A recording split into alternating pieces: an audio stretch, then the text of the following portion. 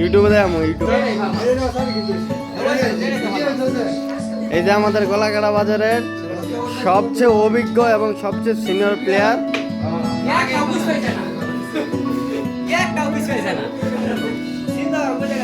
দেখা যাক আমাদের ফেরদৌস কাকা কি করতে পারে।